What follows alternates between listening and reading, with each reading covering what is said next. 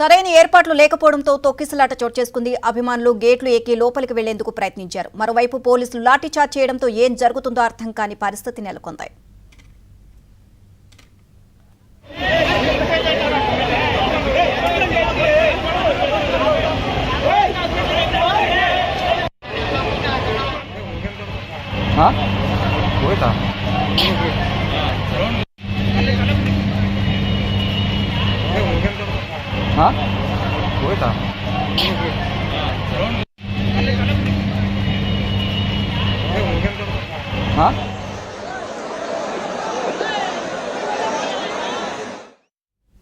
మొత్తంగా పరిస్థితి చేయి దాటిపోయింది. పదుల సంఖ్యలో అభిమానులు స్పృహ తప్పారు. చిన్నారులు, మహిళలు, యువతల పరిస్థితి అయితే మరీ ఘోరం.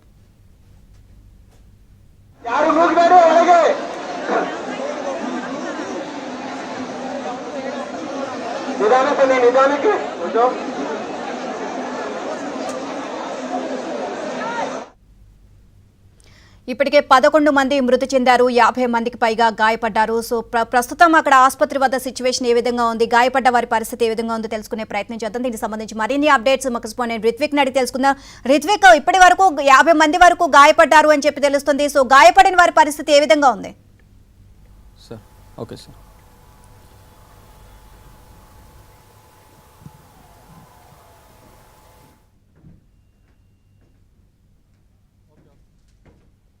బెంగళూరులో విషాదం చోటు చేసుకుంది. ఆర్సీబీ విజయోత్సవ ర్యాలీలో విషాదం నెలకొంది. మొత్తం ఇప్పటి వరకు 11 మంది చనిపోయినట్టుగా కూడా తెలుస్తుంది.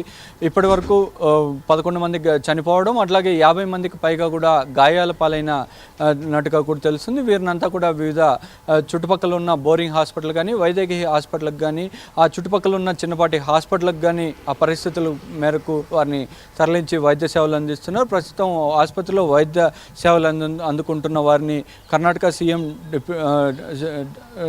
సీఎం అట్లాగే డిప్యూటీ సీఎం డీకే శివకుమార్ కూడా అక్కడికి వెళ్ళి వారిని పరామర్శించే ప్రయత్నం అయితే చేస్తున్నారు. వారికి అందుతున్న వైద్య సేవలను అయితే పర్యవేక్షించే పరిస్థితి ఉంది. ఈ ఘటన మొత్తం కూడా మధ్యాహ్నం నుంచి విజయోత్సవ సంబరాలు చేసుకుంటూ ఒక్కసారిగా కూడా ఈ అభిమానులంతా కూడా ఉత్సాహం అనేది రెట్టింపైంది. ఈ రెట్టింపైన ఉత్సాహంతో అందరూ కూడా టీమును కలవాలని చెప్పి, టీమును చూడాలని చెప్పి ఆతృతతో అందరూ కూడా ఈ ఒక్క ప్రాంతానికి చేరుకోవడంతో ఇటు చిన్నస్వామి స్టేడియం, ఇటు విధాన సౌధ ప్రాంతాలకు చేరుకోవడంతో ఇక్కడంతా కూడా ఒక్కసారిగా కూడా ఇక్కడ కంట్రోల్ చేయని పరిస్థితి అయితే నెలకొంది. పోలీసులు ఎంత మేరకు వారికి కంట్రోల్ చేస్తున్నా కానీ అంతకంతకు వస్తున్న అభిమానులు వేల సంఖ్యలో, లక్షల సంఖ్యలో ఇక్కడికి చేరుకోవడంతో ఈ పరిస్థితి మొత్తం కూడా చేతి దాటిపోయి చేతులు ఎత్తేసిన పరిస్థితి అయితే ఇక్కడ నెలకొంది. ఈ నేపథ్యంలోనే ఒక్కసారిగా కూడా ఇటు చిన్నస్వామి స్టేడియం దగ్గర కానీ, ఇటు విధాన సౌధ వద్ద కానీ భారీగా తోపులాటలు చేసుకున్నాయి. ఈ తోపులాటలు చేసుకుంటున్న సమయంలో బ్యారిగేట్లను ఎక్కి లోపలికి వచ్చే సమయంలో, అట్లాగే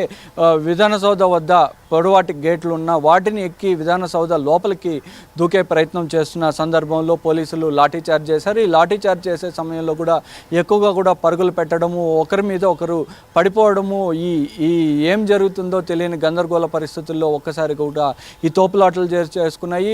మరీ ముఖ్యంగా కూడా చిన్నస్వామి స్టేడియంలో విజయోత్సవ సభ నిర్వహించాలని చెప్పి అభిమానులను టీం మొత్తం కలుసుకునే ప్రయత్నం చేయాలని చెప్పి కూడా ప్రభుత్వం ఏర్పాటు చేసింది. ఈ పరిస్థితుల్లోనే కూడా చిన్నస్వామి స్టేడియంకు లక్షల సంఖ్యలో, వేల సంఖ్యలో ఇక్కడికి అభిమానులు చేరుకోవడంతో ఆ పరిసర ప్రాంతాలన్నీ కూడా కిక్కిరిసిపోయాయి. ఇసుకేస్తే రాలనంతగా కూడా జనం ఇక్కడికి చేరుకున్నారు. లోపల స్టేడియం మొత్తం కూడా నిండిపోవడము, అక్కడ ఇంకా పరిమితికి మించి లోపలికి అలౌ చేస్తే ఇబ్బందులు తలెత్తుతాయని చెప్పి గేట్లు పూర్తిగా మూసివేయడం జరిగింది. ఆ గేట్లు మూసివేసిన సందర్భంలో చెట్లు, అక్కడ స్టేడియం చుట్టుపక్కల ఉన్న చెట్లు ఎక్కి కూడా లోపలికి వెళ్ళే ప్రయత్నం చేశారు. సాధారణంగా మనం చూస్తాం స్టేడియం చాలా పెద్ద, దాదాపు 80 నుంచి 100 అడుగుల హైట్ ఉంటుంది.